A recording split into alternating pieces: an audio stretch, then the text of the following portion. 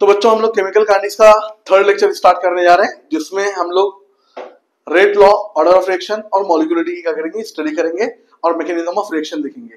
क्या देखेंगे? Mechanism of reaction. इससे पहले के लेक्चर में हम लोगों ने रेट ऑफ रिएक्शन की स्टडी किया है, rate of reaction in terms of stoichiometry की स्टडी किया है। अभी सीधा हम लोग क्या स्टार्ट करने जा रहे हैं, रेट लॉ एक्सप्रेशन की बात करने जा रहे हैं। सीधी बात, नो बकवास, सीधा रेट लॉ स्टार्ट करते हैं।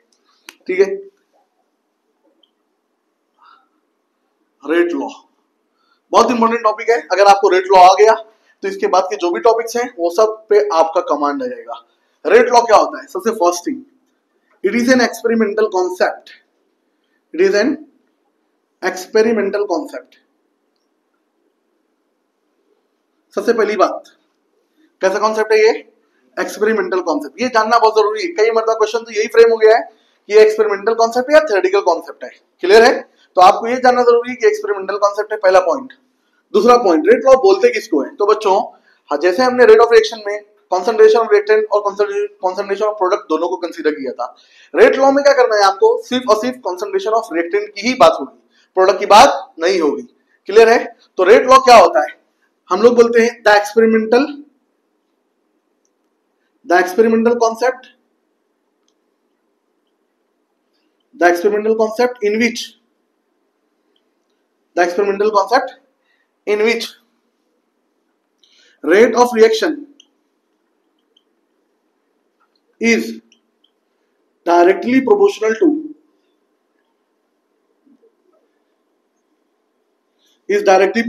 the concentration of reactant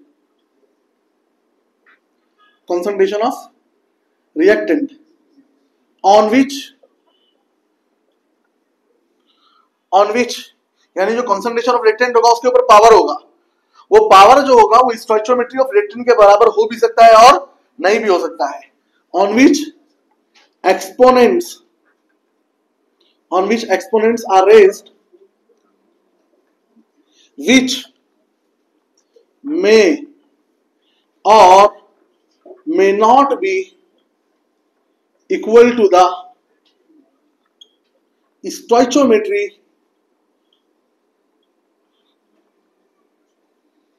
of reactant, जो स्टोइचियोमेट्री ऑफ रिएक्टेंट के बराबर हो भी सकता है और नहीं भी हो सकता है। तो किसी ने भी पूछ लिया कि रेट लॉ क्या होता है, तो आप क्या बोलेंगे? ऐसा एक्सप्रेशन जिसमें rate of reaction directly proportional हो product of concentration of the reactant, और उन कंसंट्रेशन टर्म्स के ऊपर क्या है? पावर आए, और वो पावर कैसा डिटरमाइंड हो? एक्सपेरिमेंटली डिटरमाइंड हो, जिसकी वैल्यू क्या हो सकता है? स्टोइचियोमेट्री ऑफ रिएक्टेंट के इक्वल हो भी सकती है और नहीं भी हो सकती है। तो इसी को क्या बोला जाता है?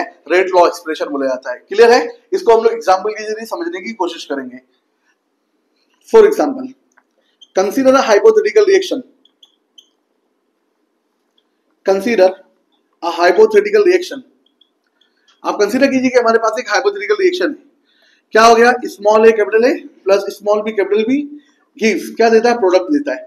जब यहां पर पूरी बात बच्चों किसकी होने वाली है? रिएक्टेंट की होने वाली है, तो हम लोग प्रोडक्ट की बात नहीं करेंगे। क्लियर है? एक आपको हाइपोथेटिकल रिएक्शन दे दिया, small A capital A plus small B capital B gives product, कुछ ना कुछ प्रोडक्ट आपको मिल रहा है।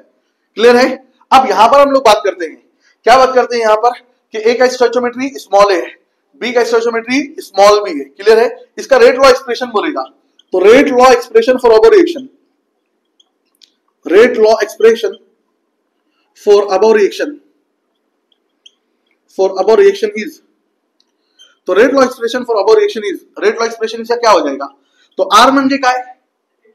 Rate of reaction. R मतलब क्या हो गया? Rate of reaction. ये rate of reaction directly proportional होगा किसके? Product of concentration of reactant. कितने रिएक्टेंट है यहाँ पे? दो, कैपिटल ए और कैपिटल बी। तो कैपिटल ए और कैपिटल बी ऐसा लिख दिया हम लोगों ने।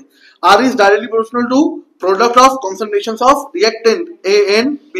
अब इसका जो पावर आएगा बच्चों, ये पावर स्टोइचियोमेट्री ऑफ रिएक्टेंट के बराबर हो भी सकता है और नहीं भी हो सकता है। इसलिए यहां पर instead of writing A and B, we will write over here X and Y बराबर है, which are responsible to indicate that these exponents are experimentally determined, which may be equal to, अरे बोलो, stoichiometry constant like A and B। Equal हो भी सकते हैं और नहीं भी हो सकते हैं, इसीलिए इसको एक्सपेरिमेंटल कॉन्सेप्ट बोला गया बच्चों, क्योंकि एक्स और वाई की वैल्यू जो होगी वो एक्सपेरिमेंटली डिटरमाइंड होगी। कैसे डिटरमाइंड होगी? एक्सपेरिमेंटली डिटरमाइंड होगी। क्लियर है? Any doubt? आगे चलते ये प्रोपोर्शनलिटी की साइन हटेगी, तो एज वी नो दैट कभी भी प्रोपोर्शनलिटी की साइन हटती है तो क्या आता है? कांस्टेंट आता है। उसको हम लोग किससे रिप्रेजेंट करेंगे? के से। किससे रिप्रेजेंट करेंगे? जिसको क्या बोला गया? रेट कांस्टेंट बोला गया। क्या बोला गया? Rate constant. और product of concentration of reactant हो गया, इसका पावर एक्स है और इसका पावर क्या हो जाएगा? वाई हो जाएगा। ये हमारा मैथमेटिकल एक्सप्रेशन हो गया। It is a mathematical expression of rate law equation. एकदम इजी, कोई टेंशन है क्या? इजी नहीं, इजीएस्ट टॉपिक है, कोई दिक्कत? इतना बात समझ नहीं। अब हम लोग हर एक चीज हमें मेंशन करेंगे, ये हर एक टर्म का क्या मतलब है। जहां पे आप बताइए, वेयर आर मतलब क्या हो गया? रेट ऑफ रिएक्शन हो गया। के क्या हो गया आपका?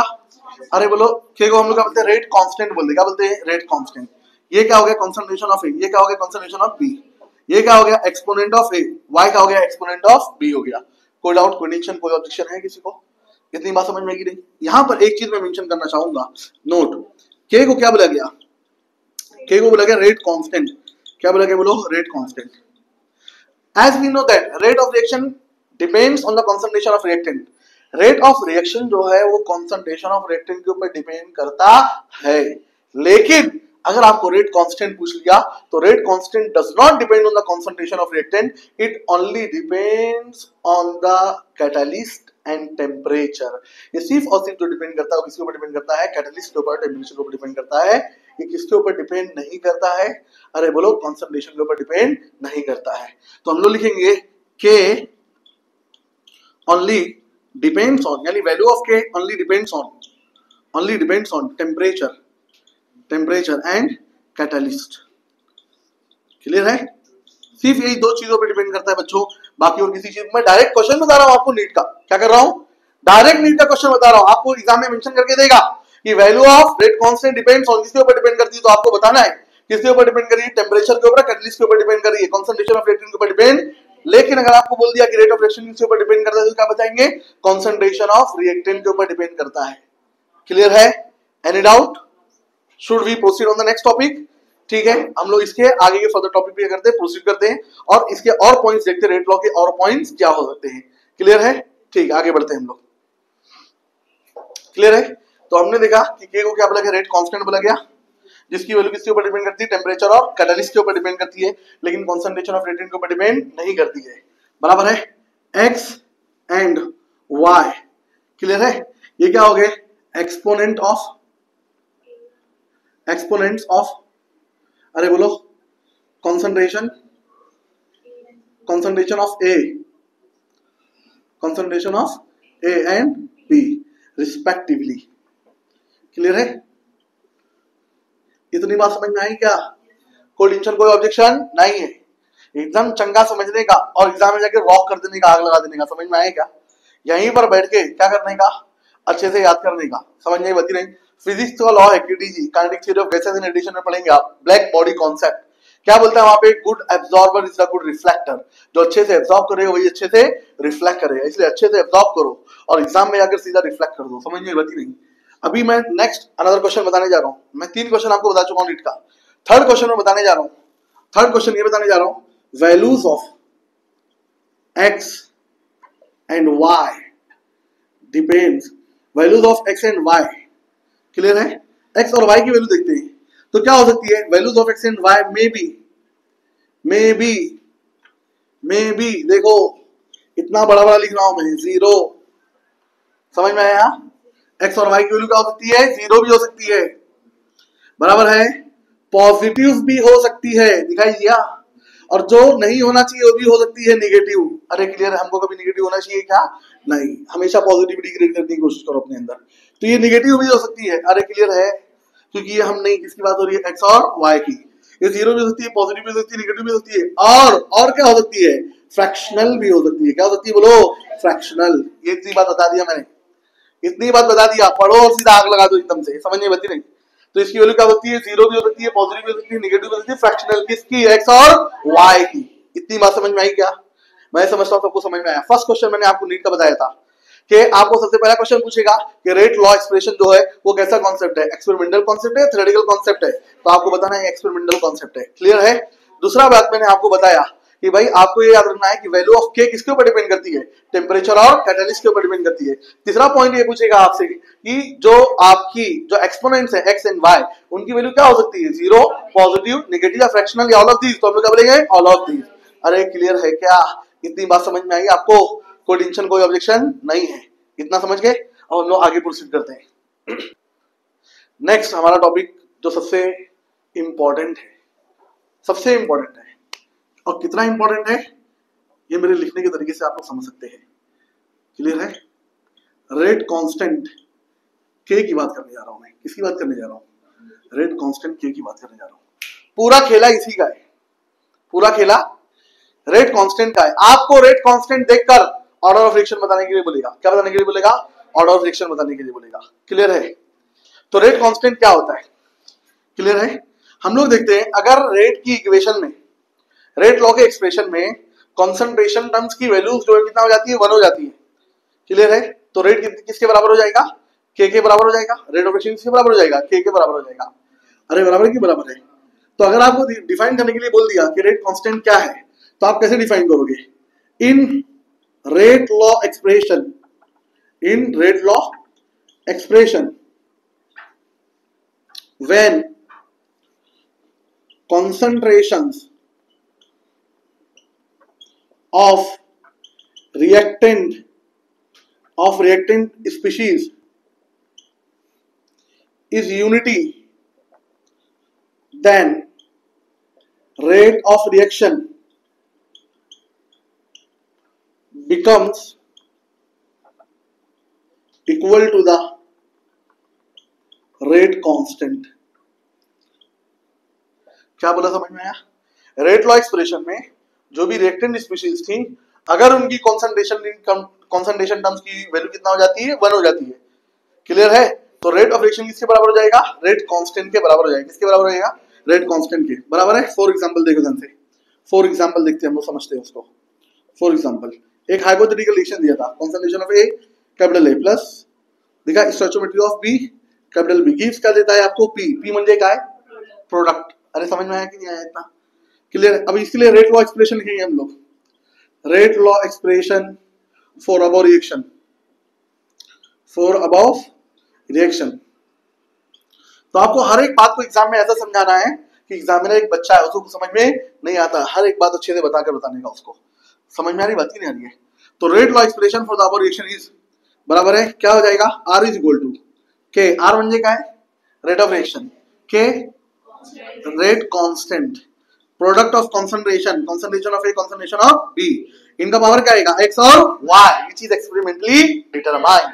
इसको कैसे डिटरमाइन किया जाएगा, एक्सपेरिमेंटली डिटरमाइन किया जाएगा। अरे क्लियर है, मैं लिखता हूं if concentration of A and concentration of B is equal to कितना हो जाए, 1। इनके कंसंट्रेशन टर्म्स कितना हो जाए, 1, और एक्स और वाई जो पावर है वो पावर भी कितना हो जाए, 1 1 हो जाए। अरे समझ में आ रही बात ही नहीं। तो आर इज इक्वल टू किसके बराबर हो जाएगा, बोलो, के बराबर हो जाएगा। आर किसके बराबर हो जाएगा, के।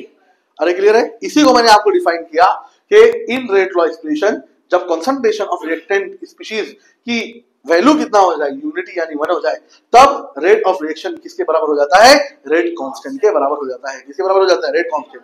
अब हम लोग देखेंगे रेट कांस्टेंट की यूनिट, देखेंगे unit of rate constant. Clear है, अभी हम लोग देखने जा रहे हैं यूनिट ऑफ रेट कांस्टेंट। बहुत इंपॉर्टेंट है बच्चों, क्या देखने जा रहे हैं, यूनिट ऑफ रेट कांस्टेंट, बहुत इंपॉर्टेंट, मोस्ट इंपॉर्टेंट। अब मैं क्या बोलूं आपको, अपने जज्बात और एहसासात की अक्कासी नहीं कर पा रहा हूं मैं, समझ में नहीं। यूनिट ऑफ रेट कांस्टेंट यानी के की वैल्यू, किसकी वैल्यू, के की वैल्यू, समझ में नहीं। इसकी यूनिट देख के आप पूरे क्वेश्चन में कोहराम मचा दोगे। सिर्फ के की यूनिट देखकर आप ऑर्डर ऑफ रिएक्शन बता दोगे, कौन से ऑर्डर का ये रिएक्शन है, इतना इंपॉर्टेंट है। अब मैंने बोला के की यूनिट फाइंड आउट करना है, टेंशन लेने का नहीं, टेंशन लेने का नहीं। इसकी यूनिट कैसे फाइंड आउट होती है मैं आपको बताता हूं। कंसीडर करो, कंसीडर अ हाइपोथेटिकल रिएक्शन, एक एक चीज बताऊंगा मैं, सीधा पोस्टमार्टम।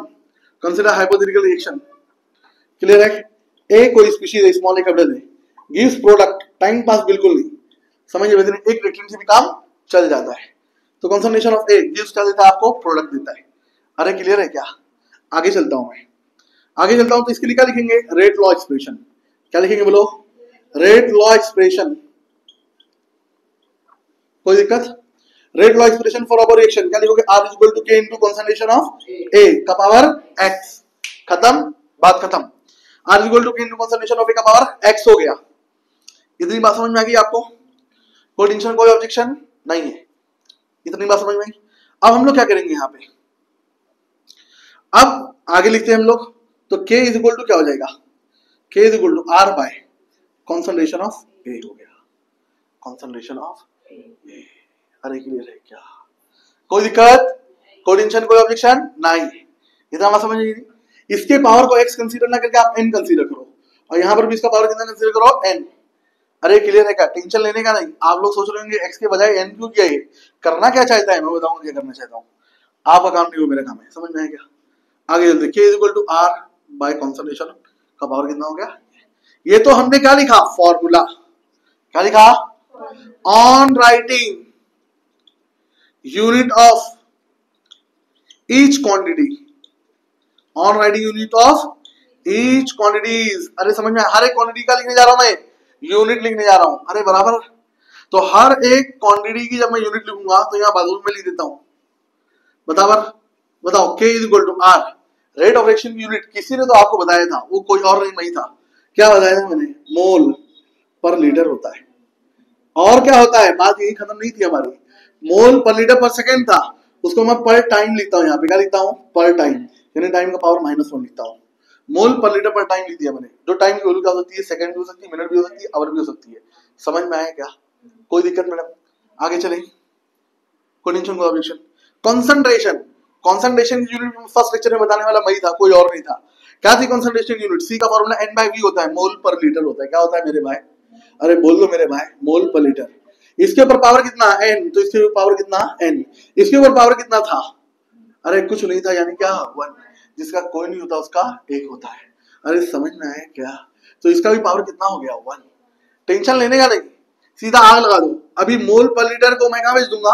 ऊपर भेज दूंगा। कहां भेज दूंगा बोलो? ऊपर। इतना बात समझ गई? अब देखो यहाँ पे गेम होता है, यहाँ पर गेम होता है। पब्लिक क्या करती है? यहाँ पे मोल पर लीटर पर टाइम है, यहाँ भी नीचे मोल पर लीटर है, यहाँ पर टाइम को भी इसके अंदर इंक्लूड कर लिया। पर टाइम को भी इसके अंदर, ऐसा चलने वाला नहीं है। मैं क्या करूंगा यहाँ पे? देखो, K इज इक्वल टू, करना क्या है अपने को? मैचिंग करने का। क्या करने का? अरे कुछ नहीं करने का, मैचिंग करने का। मोल पर लीटर को मैंने एक ब्रैकेट में रखा। अगर मैं मुझे मुंह तो बताओ, कोई जुर्म क्या मैंने? इसका पावर कितना था? 1। नीचे मोल पर लीटर है, उसका पावर कितना है? n। इसको ऊपर लेकर आएंगे तो क्या हो जाएगा? -n। क्या हो जाएगा? तो 1 - n लिख दूं। बोलोगे इसका मोल पर लीटर कहाँ गया? यही है, मैचिंग था इसलिए एक ही बार लिखा। अरे समझ में आया? पर टाइम, इसके पास पर टाइम नहीं था इसलिए मैंने पर टाइम को कहाँ लिख दिया? बाहर लिख दिया। अरे पब्लिक को बात समझ में आ रही है क्या? तो मैंने क्या लिख दिया? 1 - n। कोई दिक्कत? और आगे पर टाइम को मैंने क्या लिख दिया? बाहर लिख दिया। अब आपको बच्चों कोई भी दुनिया का ऑर्डर ऑफ रिएक्शन दे दिया जाए, आग लगा दो। क्या लगा दो? आग सीधा। क्या करना है आपको? जो भी ऑर्डर ऑफ रिएक्शन देगा, n की वैल्यू क्या होगी? वहां पे सब्स्टिट्यूट करते चले जाना है। जो भी ऑर्डर ऑफ रिएक्शन देगा उसके लिए n की वैल्यू सब्स्टिट्यूट करो। जहां पे n इज इक्वल टू क्या हो जाएगा? बोलो, ऑर्डर ऑफ रिएक्शन हो जाएगा। क्या हो जाएगा? बोलो, ऑर्डर ऑफ रिएक्शन। अरे बोलो ना मेरे भाई, समझ में आया क्या? इतना कोई टेंशन, कोई ऑब्जेक्शन? सबको समझ में आई बात? कोई दिक्कत? अब हम लोग अलग अलग ऑर्डर्स के लिए क्या करेंगे? इसकी स्टडी करने की कोशिश करेंगे। इतना समझ में आएगा आप लोगों को? तो मैंने जो फॉर्मूला बताया आपको K का, क्या हो गया? वो मोल पर लीटर का पावर 1 - n।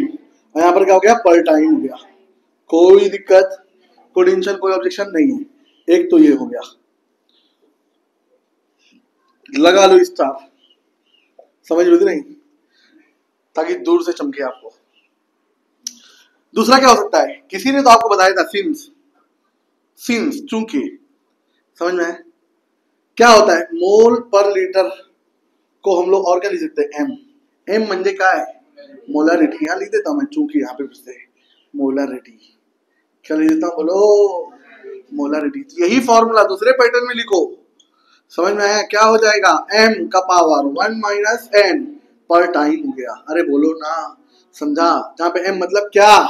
माला माल नहीं, डबल धमाल नहीं। क्या है यहाँ पे? m मतलब मोलारिटी है। m मतलब क्या है? मोलारिटी। यही नहीं, अभी और देखो, किसके लिए? For gaseous reaction. किसके लिए बोलो? फॉर गैसियस रिएक्शन की बात करता हूं मैं। अरे समझ गया क्या? गैसियस रिएक्शन की बात करता हूं तो वहां पे आपको मालूम है एटमॉस्फेयर आता है। क्या आता है? एटमॉस्फेयर, जिसको हमको साफ सुथरा रखना चाहिए। अरे समझ में आया कि नहीं आया? तो एटीएम मतलब एनी टाइम मनी नहीं, यहाँ पे एटमॉस्फेयर है जिसका पावर 1 माइनस n होगा और यहाँ पर क्या होगा? पर टाइम होगा। ये सब किसी मुजरिम ने आपको बताया था और वो मुजरिम मैं ही हूँ। समझ में बात ही नहीं? कोई दिक्कत? इतनी बात समझ में आएगी नहीं? के की इतनी सारी यूनिट्स हैं, याद रखना बहुत मुश्किल है ना हमारे लिए। सच बोल रहा हूँ ना, बहुत मुश्किल है ना याद रखना। बहुत इजी है। मोल पर लीटर को हम लोग मोलरिटी बोलते हैं। अरे बराबर की बराबर है। कोई दिक्कत? इतनी बात समझ। और ये क्या हो गया? एटमॉस्फेयर। तो जिस काम को आसान बनाना चाहो आसान बना सकते हो, मुश्किल बनाना चाहो मुश्किल बना सकते हो। आपके ऊपर डिपेंड करता है। एक मेंटेलिटी होती है हमारी। अगर हम सोच लिए आसान है तो आसान है, अगर सोच लिए मुश्किल है तो वो चीज मुश्किल बन जाएगी हमारे लिए। समझ में बती नहीं? इसीलिए अगर तुम करना चाहो दुनिया की कोई ताकत तुमको रोक, और अगर नहीं करना चाहो तो तुम्हारे लिए क्या हो जाएगी? छोटी सी छोटी चीज बहुत मुश्किल हो जाएगी। समझ गई? समझ गई? इसलिए शायर कहता है कि अगर आना चाहो तो हजार रास्ते, ना आना चाहो तो बरसती बारिश, खराब मौसम, टूटे रास्ते। समझ में नहीं? बहाने हजार है। क्लियर की नहीं क्लियर है? ये सब क्या होना चाहिए? आपको बाय हार्ट हो जाना चाहिए। अब मैं अलग अलग ऑर्डर के लिए आपको बताऊंगा। अलग अलग ऑर्डर के लिए केक यूनिट क्या होगी, आप लोगों को मास्टर माइंड बना के भेजूंगा यहाँ से। समझ में नहीं? चलो देखो आगे देखते हैं। ठीक है, अभी देखो ध्यान से मैं क्या लिख रहा हूं, इसको देखो यहाँ पे सब ध्यान से। अब मैं हेडिंग कुछ और लिखने जा रहा हूं। Unit of rate constant for different order of reaction. क्या लिखा मैंने? समझा? क्या लिखा? रेट कांस्टेंट बनते क्या है? के। अरे क्लियर है? के की अलग अलग ऑर्डर ऑफ रिएक्शन के लिए वैल्यू क्या होगी, जिसका हमको है बेसब्री से इंतजार, वो है ऑर्डर ऑफ रिएक्शन। टेंशन लेने की जरूरत नहीं है। अभी मैं आपको कुछ टाइम बाद, थोड़ी सी मुद्दत के बाद आपको बताऊंगा ऑर्डर ऑफ रिएक्शन क्या होता है। समझ नहीं बती नहीं? जिस चीज का इंतजार किया जाए उसके मिलने पे क्या होती है? बहुत खुशी होती है। अरे क्लियर है? स्टेप बाय स्टेप जाएंगे। पहले रेट देखा, उसके बाद रेट लॉ का पोस्टमार्टम कर रहे हैं अभी हम लोग, उसके बाद ऑर्डर ऑफ रिएक्शन का भी पोस्टमार्टम कर डालेंगे। कोई टेंशन नहीं है। अलग अलग ऑर्डर ऑफ रिएक्शन की बात करते हैं हम लोग। कोई टेंशन कोई ऑब्जेक्शन? चलो ठीक है। तो मैं यूनिट ऑफ के लिखता हूं यहाँ पे। यूनिट ऑफ के क्या थी? Mole per litre raise to 1 minus n, कोई दिक्कत, इंटू पर टाइम हो गया। इतना बात समझ में कि नहीं? ये यूनिट ऑफ के लिख दिया मैंने, जो जर्नल है। अब मैं लिखता हूं मैं सबसे पहले कौन सा ऑर्डर आता है? नंबर 1 पे देखता हूं मैं जीरो ऑर्डर। कौन सा? Zero order reaction. ऐसा रिएक्शन जिसका ऑर्डर क्या होता है? जीरो। देखो मैं बेकरार हूं एकदम से आपको ऑर्डर रिएक्शन एक्सप्लेन करने के लिए, कि मैं बहुत कंट्रोल कर रहा हूं अपने आप को। समझ में आ रही बात? नहीं आ रही है? क्योंकि अभी हम भटक जाएंगे, अपने मुद्दे से भटक जाएंगे। हमको अभी क्या समझना है? रेट कांस्टेंट की यूनिट क्या होगी। जीरो ऑर्डर रिएक्शन अगर बोल दिया तो एन की वैल्यू क्या होगी? एन की वैल्यू, क्योंकि एन क्या था? ऑर्डर ऑफ रिएक्शन था। कौन सा ऑर्डर है? तो एन की वैल्यू क्या होगी? एन की वैल्यू जीरो होगी। तो अभी अपनी यूनिट थी के इज इक्वल टू क्या यूनिट थी अपनी? बोलो बोलो बोलो। Mole per litre raise to 1 minus n per time. अरे बोलो बोलो बोलो। Mole per litre 1 minus n, n की वैल्यू जगह पे सब्स्टिट्यूट करेंगे जीरो, और क्या हो जाएगा? बोलो पर टाइम हो जाएगा। 1 माइनस 0 10 होता है कि नहीं होता है? नहीं, 1 होता है। अरे समझ में आया क्या? तो अपने को यूनिट क्या मिल गई? मोल पर लीटर और पर टाइम। अरे क्लियर है क्या? अब बोलो तो बता दो। अब बोलो तो आप लोग बता दो। मैं इतना रिक्वेस्ट करो तो बता ही देता हूं मैं। सुनो, नीट का क्वेश्चन सुनो, जेडब्ल्यू का क्वेश्चन सुनो, जिपमर और एम्स में पूछा हुआ क्वेश्चन सुनो। क्या क्वेश्चन पूछता है? क्वेश्चन ये है, for which order of reaction the unit of rate constant will becomes equal to the unit of rate of reaction. क्या बोला? समझ में आया क्या?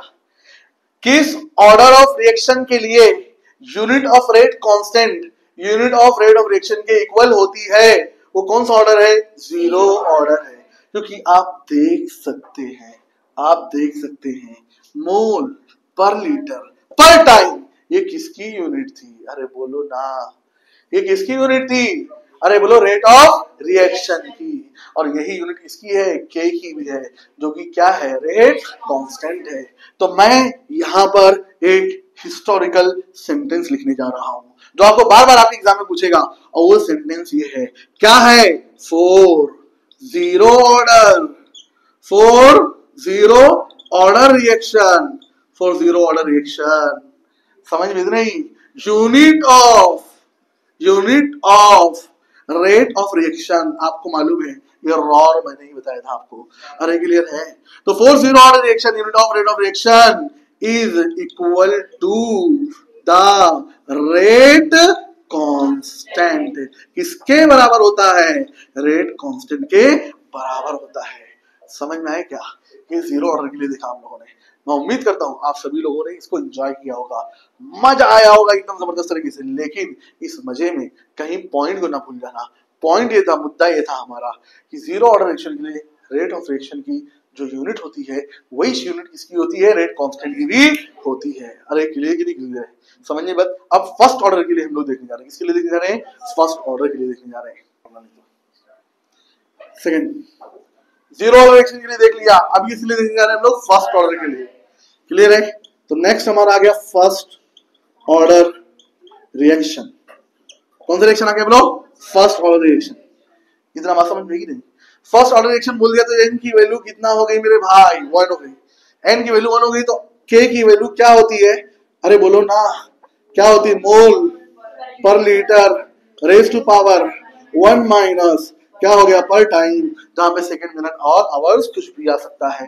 मोल पर लीटर, एन की वैल्यू कितना रखूं, अरे बोलो ना, मोल पर लीटर का पावर 1 माइनस 1, आगे पर टाइम 1 माइनस 1 कितना होता है, 2 होता है ना, 9 कितना होता है, 0 पर टाइम हो गया। किसी भी टर्म का पावर 0 होता है उसकी वैल्यू कितना होती है, 1। किसी भी टर्म का पावर 0 उसकी वैल्यू कितना, 1। तो ये पूरी वैल्यू कितना बन जाएगी, 1 को टाइम से मल्टीप्लाई करूंगा क्या मिलेगा, टाइम मिलेगा। अरे समझ में आया क्या, कोई दिक्कत, कोई टेंशन, कोई ऑब्जेक्शन नहीं। आपको कभी भी क्वेश्चन के अंदर के की वैल्यू क्या दिख गई, अगर कभी भी क्वेश्चन के अंदर के की वैल्यू आपको सेकंड दिख गई, मिनट दिख गई, आवर दिख गई, आप समझ जाना किसकी वैल्यू है, के की। किसकी वैल्यू है, के की वैल्यू। और कौन सा ऑर्डर की बात हो रही है, फर्स्ट ऑर्डर। के की वैल्यू मिल गई, ये तो पहले से क्वेश्चन में दिया था, ये कोई बात थी नहीं, ये तो बात क्या थी, फर्स्ट ऑर्डर है। तो कभी भी आपको सेकंड, मिनट, टाइम दिख गया के सामने, बोल देना चिल्लाकर फौरन, क्या है ये, फर्स्ट ऑर्डर। अगर मोल पर लीटर पर टाइम दिख गया तो समझ जाना कौन सा ऑर्डर है, जीरो ऑर्डर। अब बताओ आपके लिए कोई दुर्दशा है, कोई टेंशन है, कोई ऑब्जेक्शन है, तो के की यूनिट क्या मिल गई, पर टाइम। अब नीट का क्वेश्चन सुनो, जेडब्ल्यू का क्वेश्चन सुनो, क्वेश्चन क्या है और क्या बोलता है, समझ में। क्वेश्चन ये बोलता है, क्वेश्चन ये बोलता है, मैं बोलूंगा फिर आपको बोलना है। क्वेश्चन ये बोलता है, for which order, for the unit of rate constant only dependent on the time. किस ऑर्डर के लिए रेट कांस्टेंट की यूनिट जो होती है सिर्फ और सिर्फ टाइम के ऊपर डिपेंड करती है, यानी टाइम के इक्वल होती है। किसके इक्वल होती है, टाइम के। अरे बराबर है, क्या बोलेगा, for which order the unit of rate constant is equal to time. वो ऑर्डर कोई और नहीं बल्कि क्या है, 1 है, फर्स्ट ऑर्डर है। कौन सा ऑर्डर है बोलो, फर्स्ट ऑर्डर। क्लियर की नहीं क्लियर है, कोई टेंशन, कोई ऑब्जेक्शन। अब सेकंड ऑर्डर की बात करते हैं हम लोग, किसकी बात करते हैं बोलो, सेकंड ऑर्डर। कोई टेंशन। अब हमने किसी लिए बात किया, जीरो ऑर्डर, फर्स्ट ऑर्डर, किसी लिए बात करने जा रहे, हर एक से पूरा वसूल करूंगा मैं, जितना बताया पूरा पूछूंगा मैं, समझ में नहीं। अभी देखते हैं सेकंड ऑर्डर, कौन सा ऑर्डर देखते हैं बोलो, एन की वैल्यू यहाँ पे कितना हो गई, 2, बराबर है। अब मैं क्या लिखता हूँ यहाँ पे, मैं थोड़ा पैटर्न को चेंज करता हूँ, या चलो ठीक है वैसे लिखता हूँ मैं, नहीं तो बहुत सारे लोग पगला जाएंगे। समझ में नहीं, के की यूनिट क्या थी, मोल पर लीटर का पावर 1 माइनस एन, और क्या हो गया, पर टाइम हो गया। अरे बोलो ना मेरे भाई, आगे चलते हैं। एन की प्लेस पे वैल्यू क्या सब्स्टिट्यूट करनी है, 2, तो क्या हो जाएगा, मोल पर लीटर, क्या लिखूंगा, 1 माइनस 2, और क्या हो जाएगा, पर टाइम हो जाएगा। 1 माइनस 2 बोले तो -1, तो मोल पर लीटर का पावर कितना हो गया, -1, और क्या हो गया बोलो, पर टाइम हो गया। -1 को मल्टीप्लाई कर दो, क्या हो गया, पर मोल, और -1 को -1 से मल्टीप्लाई करोगे क्या हो जाएगा, 1 का स्क्वायर क्या होता है, 1 ही होता है, तो ये +1 हो गया। क्या हो गया, +1, और पर टाइम को वैसी ही रहने देना है। अरे दिख रहा है कि नहीं दिख रहा है, कोई दिक्कत, इतना बात समझ में कि नहीं। अब देखो क्वेश्चन क्या पूछेगा, क्वेश्चन क्या पूछेगा। तो जैसा हमने जीरो ऑर्डर में देखा था, यही आया था, बस वहां पे क्या था, मोल पर लीटर था, लेकिन यहाँ पे क्या है, पर मोल लीटर है। तो क्वेश्चन ये फ्रेम होता है, for which order of reaction the unit of rate constant is just opposite to the unit of rate of reaction. म्हणजे काय, इसका मतलब क्या हुआ, किस ऑर्डर के लिए के की जो यूनिट है वो जस्ट अपोजिट है unit of rate of reaction के। वो ऑर्डर कोई और नहीं, कौन सा ऑर्डर है, सेकंड ऑर्डर है। और यहाँ पर हमारी बात के ताल्लुक से क्या होती है, खत्म होती है। एक मरतबा मैं फिर से रिकॉल कर देता हूँ, पूरी बात को बता देता हूँ कि क्या होता है। तो ऐसा रिएक्शन जिसमें कॉन्सेंट्रेशन ऑफ रिएक्टेंट की वैल्यू कितना हो, यूनिटी हो, तो उसमें रेट ऑफ रिएक्शन किसके बराबर होता है, के बराबर होता है। क्लियर है? आगे चलते हैं हम लोग। आगे चलते हैं तो क्या मालूम पड़ता है, के की वैल्यू कॉन्सेंट्रेशन ऑफ रिएक्टेंट के ऊपर डिपेंड नहीं करती है, किसके ऊपर डिपेंड करती है, सिर्फ और सिर्फ टेंपरेचर और कैटलिस्ट के ऊपर डिपेंड करती है। फिर उसके बाद हम लोगों ने आगे गए तो सबसे इंपॉर्टेंट यूनिट्स थी इसकी यूनिट देखा हम लोगों ने, क्या होती है, mole per litre raise to 1 minus n per time होती है। और क्या होता है, मोलरिटी लिख सकते हैं, molarity raise to 1 minus n per time होता है। और क्या लिख सकते हैं, atmosphere raise to 1 minus n per time होता है। बराबर है। अलग अलग ऑर्डर के लिए मैंने आपको मालूम करके बता दिया, जिसमें मैंने ये बताया आपको जीरो ऑर्डर रिएक्शन के लिए जो के की यूनिट होती है वो रेट ऑफ रिएक्शन के बराबर होती है। दूसरी बात मैंने आपको ये बताया, फर्स्ट ऑर्डर रिएक्शन के लिए, फर्स्ट ऑर्डर रिएक्शन के लिए आपकी जो यूनिट ऑफ के होती है वो सिर्फ और सिर्फ टाइम के इक्वल होती है। थर्ड मैंने जो बताया सेकंड ऑर्डर के लिए, वो ये बताया कि जो यूनिट ऑफ रेट कांस्टेंट होती है वो जस्ट इनवर्स होती है unit of rate of reaction की। इससे अच्छी बात क्या हो सकती है। जिस टॉपिक का था हमको बेसब्री से इंतजार, अब हम क्या कर रहे हैं उसके ऊपर धावा बोल रहे हैं। वो हमारा टॉपिक ऑर्डर ऑफ रिएक्शन। क्या है, ऑर्डर ऑफ रिएक्शन। बने रहो यहीं पे। अभी नेक्स्ट टॉपिक हम स्टार्ट करने जा रहे हैं, ऑर्डर ऑफ रिएक्शन, जिसका था बेसब्री से इंतजार। वो घड़ी आ चुकी है हमारी, और वो क्या है, ऑर्डर ऑफ रिएक्शन है। ऑर्डर ऑफ रिएक्शन है हमारा। क्या है भैया, ऑर्डर ऑफ रिएक्शन। लगा दो आग, ऑर्डर ऑफ रिएक्शन। क्लियर है? ऑर्डर ऑफ रिएक्शन क्या होता है, बहुत इजी चीज है, बहुत इजी चीज है। सिंपल सी बात बता देता हूं मैं आपको। ऑर्डर ऑफ रिएक्शन क्या होता है, रेट लॉ एक्सप्रेशन में कंसंट्रेशन टर्म्स के ऊपर जो पावर था उन पावर्स को ऐड कर दो, उसके बाद जो वैल्यू मिलेगी उसी वैल्यू को हम लोग क्या कहते हैं, ऑर्डर ऑफ रिएक्शन कहते हैं। इससे ज्यादा आसान क्या बताऊं, बोलो। अब इसी को मैं देसी भाषा में लेने जा रहा हूं। अरे क्लियर की नहीं क्लियर है, the sum of exponents on concentration terms in rate law expression is known as order of reaction. Order of reaction क्या बोला, समझ में आया? रेट लॉ एक्सप्रेशन में कंसंट्रेशन टर्म्स के ऊपर जो पावर होता है उन दोनों पावर्स का सम क्या कहलाएगा, ऑर्डर ऑफ रिएक्शन कहलाएगा। क्लियर है? अब जो बोर्ड्स वाले हैं उनको तो पूरा रट्टाफाई करना पड़ेगा, लेकिन जो नीट वाले वो सारा समझ के दिमाग से निकाल दिया, बाकी चीजों को समझ नहीं बती नहीं। आगे चलते हैं हम लोग। अब आप ही बताइए, नहीं आप ही बता दीजिए, रेट लॉ एक्सप्रेशन में जो पावर मैंने आपको बताया था वो कैसा था, थ्योरेटिकल कॉन्सेप्ट या एक्सपेरिमेंटल कॉन्सेप्ट? एक्सपेरिमेंटल कॉन्सेप्ट था। तो उन्हीं पावर्स को ऐड करके अगर ऑर्डर ऑफ रिएक्शन बन रहा है तो ऑर्डर ऑफ रिएक्शन भी क्या हो जाएगा, एक्सपेरिमेंटल कॉन्सेप्ट हो जाएगा कि नहीं हो जाएगा? नहीं आप ही बता दीजिए क्या हो जाएगा, एक्सपेरिमेंटल कॉन्सेप्ट हो जाएगा। क्लियर कि नहीं क्लियर? मैंने नहीं बताया, आप लोगों ने बताया। क्या? It is an experimental concept. It is an experimental concept. Experimental concept. इतना बात समझ में आई क्या? ध्यान से समझो, सुनो, समझो और आग लगा दो। समझ नहीं आती नहीं तो ये क्या हो गया, it is an experimental concept हो गया। कोई दिक्कत? आप बताइए। नहीं आप ही बताइए, क्योंकि मैं सब कुछ बता चुका हूं। मैंने आपको बताया था क्या कि जो एक्सपोनेंट है एक्स एंड वाई उनकी वैल्यू क्या हो सकती है, जीरो, पॉजिटिव, नेगेटिव, फ्रैक्शन। उनको ऐड करके अगर ऑर्डर ऑफ रिएक्शन बन रहा है तो ऑर्डर ऑफ रिएक्शन भी क्या हो सकता है, जीरो, पॉजिटिव, नेगेटिव और फ्रैक्शनल। ऐसा मैंने बोला क्या, आपने बोला। समझ में आया कि नहीं आया? चलो देखो ध्यान से, क्लियर कि नहीं क्लियर है? तो इट्स वैल्यूज मे बी अरे बोलो, जीरो, कोई दिक्कत, पॉजिटिव, नेगेटिव एंड फ्रैक्शनल। इतनी बात समझ में आई क्या? कोई टेंशन, कोई ऑब्जेक्शन? इससे आसान बात और क्या हो सकती है? आप ही बताइए, रेट लॉ एक्सप्रेशन लिखा रहेगा, पावर से देखना, एक का पावर 1, एक का पावर 2, 1 प्लस 1, अरे बोलो 2 होता है, लेकिन 2 प्लस 1 कितना होता है 3। तो ऑर्डर ऑफ फ्रैक्शन पूछ लिया, एक का पावर 1, दूसरे का पावर 2, 2 प्लस 1 कितना हो जाएगा 3 हो जाएगा। ऐसा बोल के चंगा एंजॉय करना है, समझ में आई बात नहीं, कोई टेंशन नहीं। तो पहली बात, रेट लॉ एक्सप्रेशन में जो भी पावर है उनके सम को क्या हो जाएगा ऑर्डर ऑफ फ्रैक्शन। वो एक्सपेरिमेंटल कॉन्सेप्ट था, तो ये भी एक्सपेरिमेंटल है। उसकी वैल्यू 0 पॉजिटिव नेगेटिव फ्रैक्शन हो सकती है, इसकी वैल्यू भी 0 पॉजिटिव नेगेटिव और फ्रैक्शनल हो सकती है। समझ में बती नहीं। अब हम लोग कैसे देखते हैं उसको, एक्सप्रेस कैसे करेंगे उसको देखने जा रहे हैं हम लोग। अभी मैं आपको बताऊंगा ऑर्डर ऑफ फ्रैक्शन को एक्सप्रेस कैसे करना है, क्लियर है। तो expression of order of fraction देखने जा रहे हैं हम लोग, क्या देखने जा रहे हैं, expression of order of fraction.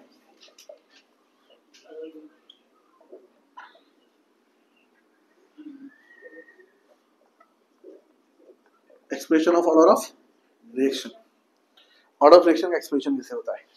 तो कंसीडर हाइपोथेटिकल रिएक्शन,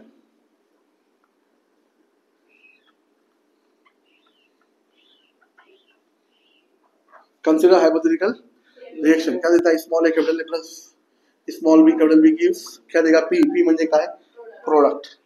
क्लियर है कि नहीं क्लियर है, कोई दिक्कत। आगे लिखते हैं हम लोग, rate law expression for order reaction. Rate law पूरे चैप्टर में यही चलने वाला है, इसलिए बोलेगा ना बार बार, ये तो वही चालू कर रहा है। रेट लॉ एक्सप्रेशन क्लियर है for order reaction. Rate law expression for order reaction is R is equal to K into concentration of A का power X concentration of B का पावर Y हो जाएगा। Therefore order of reaction is equal to क्या हो जाएगा X plus Y हो जाएगा।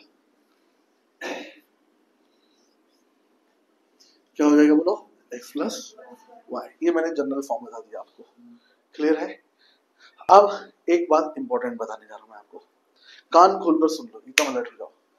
Order of reaction की और जो डिटेल्स हैं, यानी जो एग्जांपल्स हैं, जब मैं इंटीग्रेटेड रेट इक्वेशंस चालू करूंगा, इंटीग्रेटेड इक्वेशन 0 ऑर्डर के लिए, फर्स्ट ऑर्डर के लिए, सेकंड ऑर्डर के लिए, तो वहां पर मैं इनकी एग्जांपल्स भी आपको साथ में बताते चले जाऊंगा।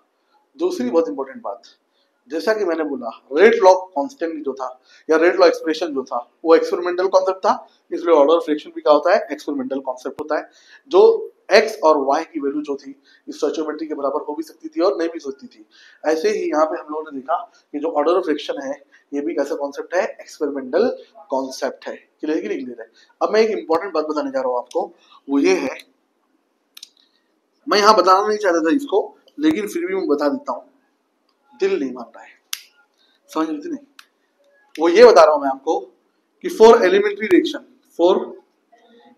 रिएक्शन, अगर किसी एलिमेंट्री रिएक्शन की बात करते हैं हम लोग, तो फॉर एलिमेंट्री रिएक्शन क्या देखा जाएगा, for elementary reaction order of reaction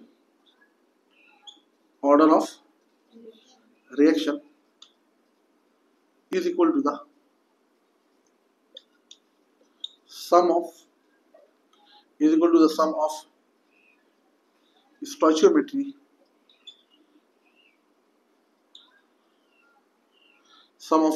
of reactant species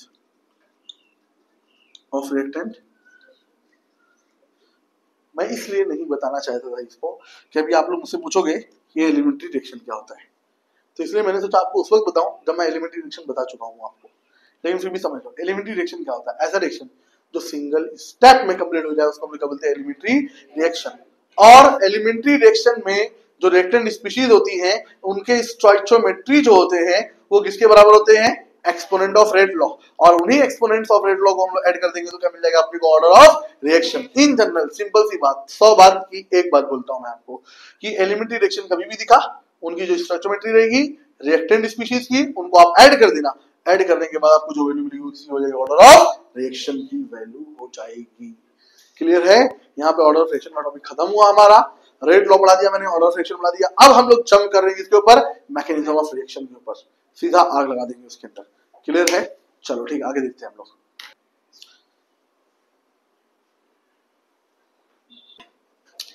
clear, आगे देखते हैं हम लोग। तो मैं ये चाहता हूं कि मैकेनिज्म ऑफ रिएक्शन एक्सप्लेन करने से पहले मैं आप लोगों को एक्सप्लेन कर दूं, मॉलिक्यूलरिटी भी एक्सप्लेन कर दूं। तो ऑर्डर ऑफ रिएक्शन हमने देख लिया, अभी हमारा नेक्स्ट टॉपिक आता है मॉलिक्यूलरिटी।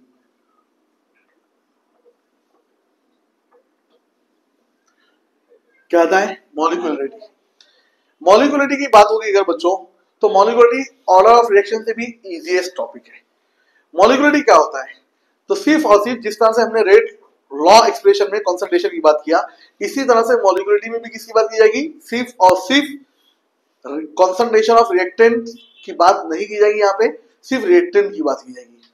तो मॉलिक्यूलरिटी क्या होता है बच्चों? जो रिएक्टेंट स्पीशीज होती है उनसे पहले जो नंबर्स लिखे होते हैं उसी को हम लोग क्या बोलते हैं? मॉलिक्यूलरिटी बोलते हैं। क्लियर है? यहाँ पे सिर्फ रिएक्शन देखकर आपको क्या करना है? मॉलिक्यूलरिटी की वैल्यू को बता देना है। इसीलिए एक क्या हो गया? थ्योरेटिकल कॉन्सेप्ट हो गया। जैसा rate law, order of reaction experimental concept थे क्योंकि वो स्टोइचियोमेट्री के ऊपर डिपेंड नहीं करते थे, लेकिन मॉलिक्यूलरिटी जो है वो स्टोइचियोमेट्री के ऊपर डिपेंड करती है, इसलिए ये एक थ्योरेटिकल कॉन्सेप्ट हो गया। कैसा कॉन्सेप्ट हो गया? थ्योरेटिकल। तो सबसे पहली चीज, सबसे फर्स्ट पॉइंट यहाँ पे मेंशन करना जरूरी है कि it is a theoretical concept. क्या मेंशन करना है? बोलो, it is a theoretical concept.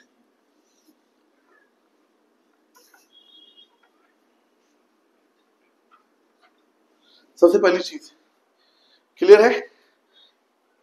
तो इसकी डेफिनेशन अगर बोल दिया लिखने के लिए, तो आप क्या बोलोगे कि मॉलिक्यूलरिटी क्या होती है? तो molecularity can be defined as, molecularity can be defined as, तो it can be defined as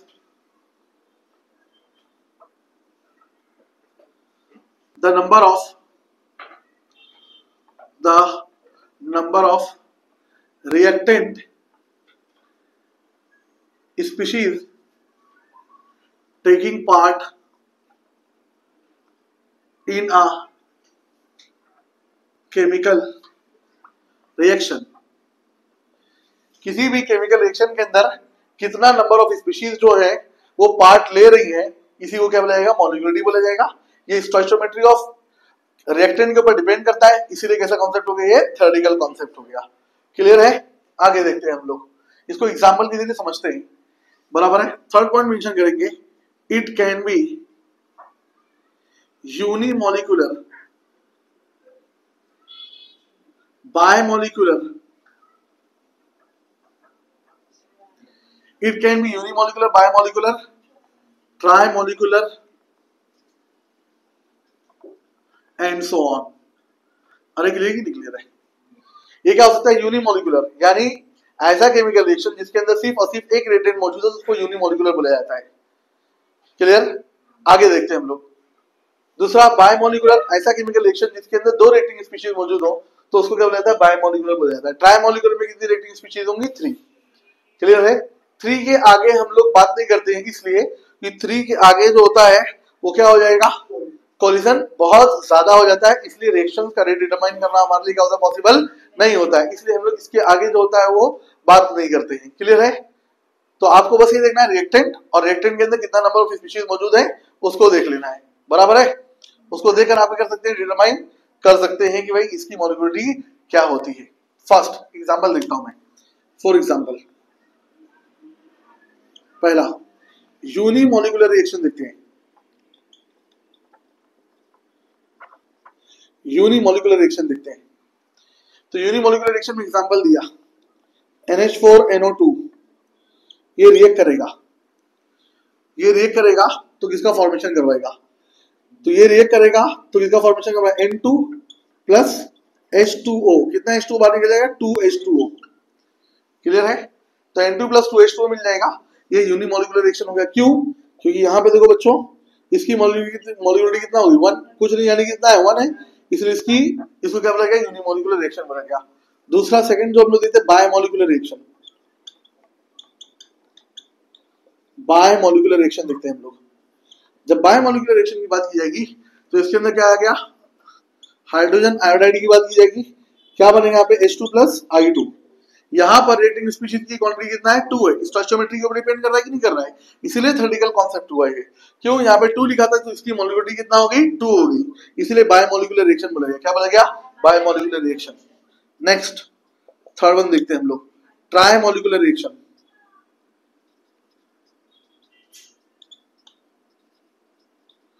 ट्राइमॉलिक्यूलर reaction देखते हैं हम लोग। ट्राइमॉलिक्यूलर रिएक्शन में 2NO ले लेगा प्लस O2 हो गया, गिव्स। क्लियर है? कोई दिक्कत? तो 2NO प्लस O2 रिएक्ट करेगा, रिएक्ट करके किसका फॉर्मेशन करवाएगा? 2NO2 का फॉर्मेशन करवाएगा, बराबर है। तो 2NO3 बन गया, कोई दिक्कत? कोई दिक्कत? तो यहाँ पे ऑक्सीजन कितना है 2 है, और यहाँ पर भी कितना है 2, 2 का कितना होगा 4 होगा, इसलिए क्या लिखेंगे 2NO2 लिखेंगे इसको, कोई दिक्कत? अब यहाँ पर हम लोग देख रहे हैं इसकी मोलिकुलरिटी कितना है 2 है, और इसकी मोलिकुलरिटी कितना है 1 है, 2 + 1 कितना हो गया 3 हो गया, इसलिए इसको ट्राइमोलिकुलर रिएक्शन बोला गया, कोई दिक्कत? इतना बात समझ में? तो स्टोइचियोमेट्री ऑफ केमिकल रिएक्शन के ऊपर डिपेंड करता है, इसलिए क्या बोलेगा इसको थ्योरेटिकल कॉन्सेप्ट बोला गया। अब आपको समझ में आया, नीट में जनरली में क्वेश्चन भी पूछता है कि कौन थ्योरेटिकल कॉन्सेप्ट है, कौन एक्सपेरिमेंटल कॉन्सेप्ट है। Red law order of reaction इसलिए एक्सपेरिमेंटल, क्योंकि उनकी वैल्यू जो थी एक्सपोनेंट थी वो एक्सपेरिमेंटली डिटरमाइंड थी। लेकिन ये जो हो गया मॉलिक्यूलरिटी, ये कैसा कॉन्सेप्ट हो गया? अरे बोलो, हाँ थ्योरेटिकल कॉन्सेप्ट हो गया। अब हम लोग देखेंगे what is the basic difference between the molecularity and order of reaction. Molecularity और ऑर्डर ऑफ रिएक्शन का डिफरेंस क्या होता है, ये हम लोग देखने जा रहे हैं। क्लियर है? तो अभी क्या देखने जा रहे हैं हम लोग? Difference between order of reaction and molecularity, इनके बीच का डिफरेंस देखना है हम लोगों को। तो एक तरफ क्या लिखेंगे हम लोग? ऑर्डर ऑफ रिएक्शन लिखेंगे, और दूसरी तरफ क्या लिखेंगे हम लोग? मॉलिक्यूलरिटी लिखेंगे। क्लियर है? फर्स्ट पॉइंट, पहला पॉइंट क्या मेंशन करेंगे? ये एक्सपेरिमेंटल कॉन्सेप्ट है, एक्सपेरिमेंटल कॉन्सेप्ट हो गया। ये कैसा कॉन्सेप्ट हो गया? थ्योरेटिकल कॉन्सेप्ट हो गया,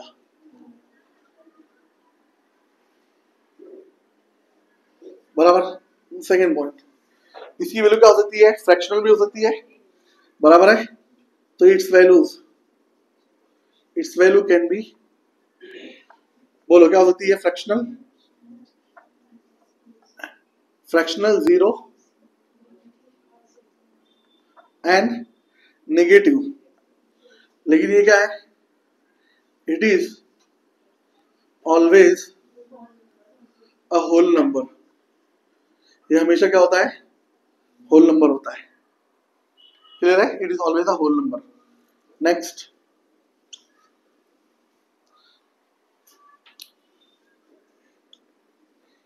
its values can be determined from unimolecular and complex reaction।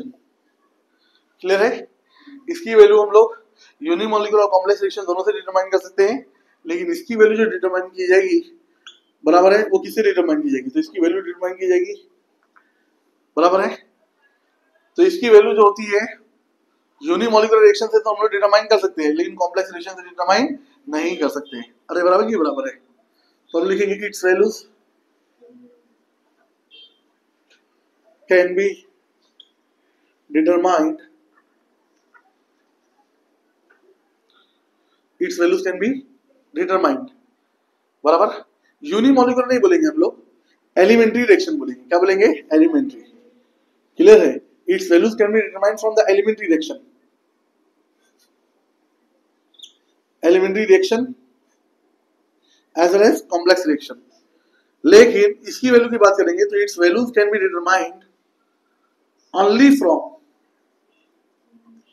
Elementary reaction but not from complex reaction। Complex reaction की इसकी वैल्यू डिटरमाइन नहीं की जा सकती है, बराबर है। इसकी वैल्यू चेंज होती है, its value changes due to change in, its value changes due to change in temperature and pressure. Temperature and pressure के चेंज करने की वजह से इसकी वैल्यू क्या होती है? चेंज होती है, बराबर है। लेकिन इसकी वैल्यू टेम्परेचर और प्रेशर को चेंज करने की वजह से चेंज नहीं होती है। इट इज इनवेरिएबल, इतनी बात समझ में आई? इतनी चीजें डिफरेंस है किसके बीच में? ऑर्डर और मॉलिक्यूलरिटी के बीच में। कोई दिक्कत? यहाँ पर हमारा ऑर्डर और मॉलिक्यूलरिटी का टॉपिक क्या होता है? कंप्लीट होता है। अब नेक्स्ट टॉपिक हम लोग जो प्रोसीड करने जा रहे हैं वो मैकेनिज्म ऑफ रिएक्शन का टॉपिक देखेंगे हम लोग। कौन सा टॉपिक देखेंगे? Mechanism of reaction. अभी हम लोग नेक्स्ट टॉपिक स्टार्ट करने जा रहे हैं, मैकेनिज्म ऑफ केमिकल रिएक्शन का टॉपिक स्टार्ट करने जा रहे हैं। ठीक है, तो मैंने आपको स्टार्टिंग के चैप्टर में बताया था, फर्स्ट टॉपिक था हमारा इंट्रोडक्शन, सेकंड था आपका रेट ऑफ रिएक्शन, थर्ड था आपका रेट लॉ, फिर उसके बाद ऑर्डर ऑफ रिएक्शन, फिर उसके बाद मॉलिक्यूलरिटी। 5 टॉपिक्स हम लोग कंप्लीट कर चुके हैं, 6 टॉपिक हमारा बचा हुआ है। ये 6 टॉपिक हमारा जाता है कौन सा? Mechanism of chemical reaction. बहुत इजी टॉपिक बच्चों, डरने की जरूरत नहीं है।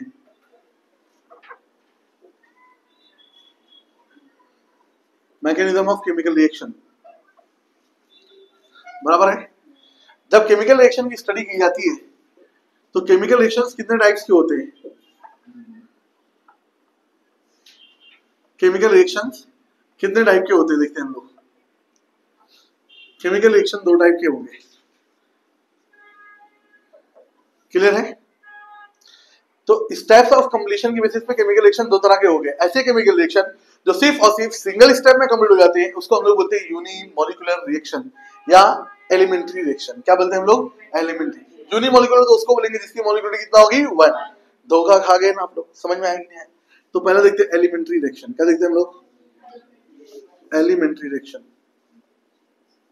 समझ में आया?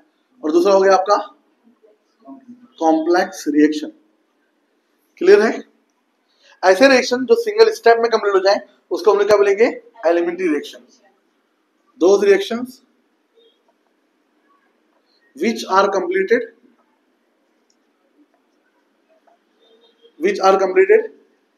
in a single step। ऐसे रिएक्शन जो सिंगल स्टेप में कंप्लीट हो जाए उसको हम लोग क्या बोलेंगे? एलिमेंट्री रिएक्शन बोलेंगे।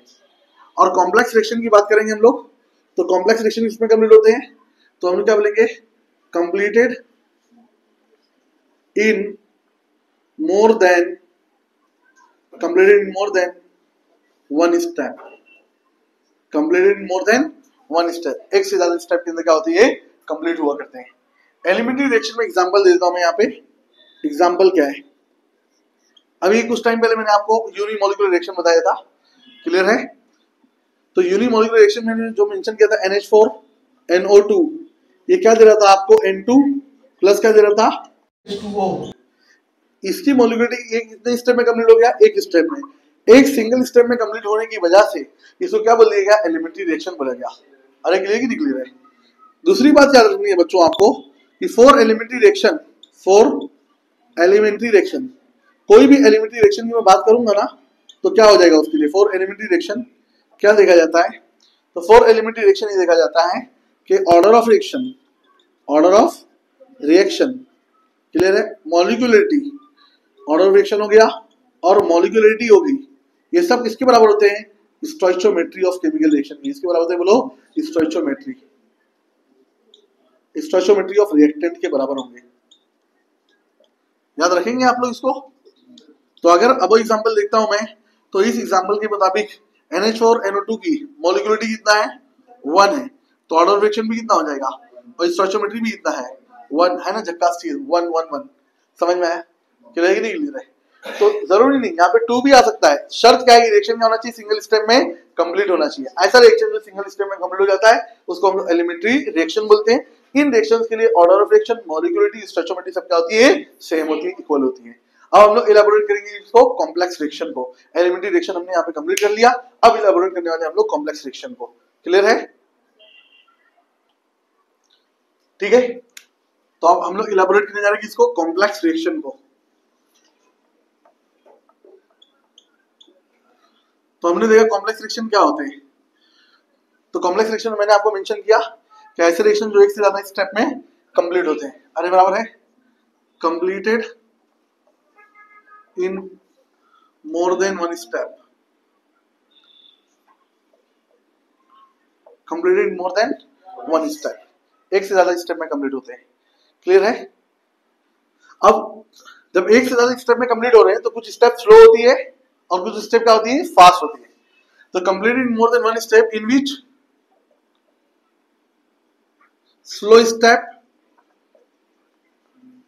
and fast step reactions are present। समझा इतना? जिसमें स्लो स्टेप भी हो सकती है और फास्ट स्टेप भी हो सकती है। कोई दिक्कत? अभी एक टर्म आती है रेट डिटरमाइनिंग स्टेप। क्या आती है? रेट डिटरमाइनिंग स्टेप, जिसको क्या बोला जाता है? आरडीएस बोला जाता है। क्या बोला जाता है? आरडीएक्स नहीं, आरडीएस बोला जाता है। ध्यान से सुनना जरूरी है। RDS, rate determining step. तो हम लोग क्या बोलते हैं? Slowest step. स्लोवेस्ट स्टेप बराबर है of complex reaction. Slowest step of complex reaction will be considered as RDS, rate determining step। आपको टेंशन लेने की बिल्कुल जरूरत नहीं है। बहुत सारे बच्चे टेंशन में आ जाते हैं, अपने को कैसे मालूम पड़ेगा कौन सी स्टेप स्लो है, कौन सी स्टेप फास्ट है? टेंशन लेने का नहीं, टेंशन देने का। आपको क्वेश्चन में पहले से बताया रहेगा ये स्टेप स्लो है और ये स्टेप फास्ट है। समझ में आएगा? हेक्टिक नहीं होना चाहिए। क्लियर है? तो जो स्लोएस्ट स्टेप होती है उसी को हम लोग बोलते हैं rate determining step. What is the meaning of rate determining step? इसका मतलब इसी स्टेप को यूज किया जाएगा रेट को डिटरमाइन करने के लिए, रेट लॉ को लिखने के लिए और ऑर्डर ऑफ रिएक्शन को फाइंड आउट करने के लिए। समझ में बची नहीं? और मॉलिक्यूलरिटी को फाइंड आउट करने के लिए सिर्फ उसी को देखा जाएगा। कोई दिक्कत नहीं है। वैसे तो हम लोग कॉम्प्लेक्स रिएक्शन के लिए मॉलिक्यूलरिटी की बात नहीं करते हैं, इसीलिए इसका नाम क्या रखा गया? Rate determining step. समझ में आई बात आपको? रेट मालूम करने के लिए भी स्लोएस्ट स्टेप देखना है, ऑर्डर ऑफ रिएक्शन मालूम करने के लिए भी आपको स्लोएस्ट स्टेप को ही देखना है। कोई दिक्कत नहीं है। अब आगे देखते हैं हम लोग। इतना बता दिया मैंने आपको। इसके बाद क्या आता है? रिएक्शन इंटरमीडिएट आता है। ये टर्म्स मैं बता रहा हूं बच्चों आपको, पहले से आपको मालूम रहेगा तो सॉल्व करना आसान होगा। रिएक्शन इंटरमीडिएट देखते हैं। रिएक्शन इंटरमीडिएट की बात की जाएगी। रिएक्शन इंटरमीडिएट किसको बोला जाता है? तो जब रिएक्शन इंटरमीडिएट की बात की जाएगी, रिएक्शन इंटरमीडिएट किसको बोला जाता है? तो ये देखा जाएगा यहाँ पे कि ऐसी स्पीशीज जो individual steps of complex reaction में तो प्रेजेंट है लेकिन main equation of complex reaction में प्रेजेंट नहीं है, उसको क्या बोलते हैं हम लोग? रिएक्शन इंटरमीडिएट बोलते हैं।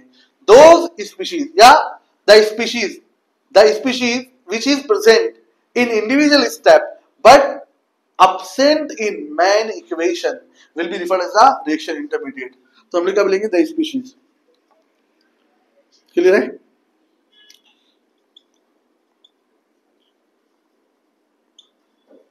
which is present in individual step but absent in main equation, उसको क्या बोला जाएगा? रिएक्शन इंटरमीडिएट बोला जाएगा। क्लियर है? मैंने आपको सब कुछ बता दिया। कॉम्प्लेक्स रिएक्शन किसको बोलते हैं? जो मल्टीपल स्टेप में कंप्लीट हो। फिर रेट डिटरमाइनिंग स्टेप किसको बोला गया? जो सबसे स्लोएस्ट स्टेप होती है वही रेट डिटरमाइनिंग स्टेप होती है। रिएक्शन इंटरमीडिएट किसको बोला जाएगा? ऐसी स्पीशीज जो इंडिविजुअल स्टेप्स में तो मौजूद हो लेकिन मेन इक्वेशन में मौजूद ना हो, उसको क्या बोला जाता है? रिएक्शन इंटरमीडिएट बोला जाता है। ये डेफिनेशन आपको मालूम होना जरूरी थी। अब मैं आपको एग्जांपल्स के जरिए समझाने की कोशिश करता हूं। क्लियर है? ठीक।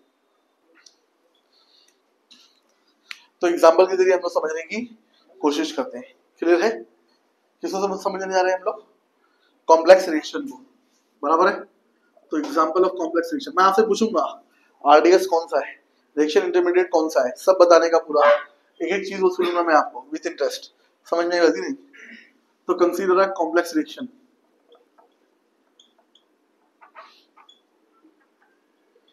Consider complex reaction. एक कॉम्प्लेक्स रिएक्शन आप कंसीडर कीजिए। क्लियर है? तो कॉम्प्लेक्स रिएक्शन आपको जो यहाँ पे दिया जा रहा है वो क्या दिया जा रहा है? 2NO2Cl gives. क्लियर है? क्या दे दिया आपको? 2NO2Cl। तो 2NO2Cl दे दिया यहाँ पे, तो यहाँ पे आपको 2NO2 मिल जाएगा प्लस Cl2 क्या हो जाएगा? बाहर निकल जाएगा। कोई दिक्कत? अभी आपको दिखाई दे रहा है कि ऐसा केमिकल रिएक्शन है। समझ में नहीं? लेकिन ये क्या हो रहा है? मोर देन वन स्टेप में क्या हो रहा है? कंप्लीट हो रहा है। इतना बात समझ में आई कि नहीं आई आपको? कोई टेंशन, कोई ऑब्जेक्शन? तो हम लोग जब इसको सॉल्व करते हैं तो सॉल्व करने के बाद हम लोगों को क्या मिलता है? समझ में आती नहीं? तो जब हम लोग सॉल्व करते हैं इसको तो सॉल्व करने के बाद हमको क्या यहाँ पे चीज ऑब्टेंड होगी उसको हम लोग को देखना है। देखो ध्यान से, एक NO2Cl लिया मैंने, इसकी इंडिविजुअल स्टेप्स देख रही है, ये कॉम्प्लेक्स रिएक्शन था, इसकी इंडिविजुअल स्टेप देख रही है, ये क्या लिखा मैंने, फर्स्ट स्टेप, बराबर है, NO2Cl लिखा, NO2Cl के अंदर मुझे क्या मिलेगा यहाँ पे,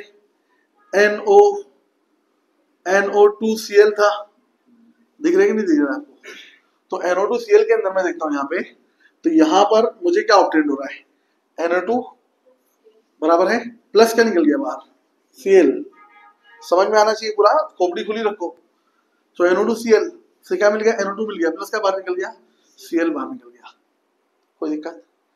दूसरा NO2Cl लिखूंगा मैं, दूसरा NO2Cl लिखा मैंने, प्लस ये जो Cl फर्स्ट रिएक्शन में अपने को ऑब्टेन हुआ था वो यहाँ पर क्या होगा, ऐड होगा, प्लस Cl लिखा मैंने, क्लियर है, क्या मिला आपको, NO2 प्लस Cl क्या हो गया, Cl2, ये स्टेप, ये स्लो स्टेप जैसा मेंशन करके देगा, और ये कैसी स्टेप है, फास्ट स्टेप है, ऐसा लिख कर देगा। अभी जिससे पूछूंगा ना वही बताएगा। अब मैं क्या लिखने जा रहा हूँ, मैन इक्वेशन, ये दोनों को ऐड करेंगे तो क्या मिलेगी अपने को, मैन इक्वेशन मिलेगी, क्या मिलेगी, मैन इक्वेशन। तो जब मैन इक्वेशन लिखूंगा मैं, तो यहाँ पर देखो Cl था और यहाँ पर भी Cl था, ये Cl से Cl क्या हो गया, कैंसिल, NO2Cl कितनी मरतबा हो गए, 2 बार, तो 2NO2Cl लिख दिया मैंने, बराबर है। अब यहाँ पर तो कुछ बचा नहीं, इनकाउंटर हो गया इसका इससे, कोई दिक्कत, तो NO2 प्लस NO2 मिला, क्या लिख दिया मैंने, 2NO2 प्लस क्या बचा, Cl2, देखो ये कॉम्प्लेक्स रिएक्शन है कि नहीं है, यही एकदम मैची मैची हो गया कि नहीं हो गया, ये कैसे बना था, ये दोनों स्टेप्स के जरिए मिला था।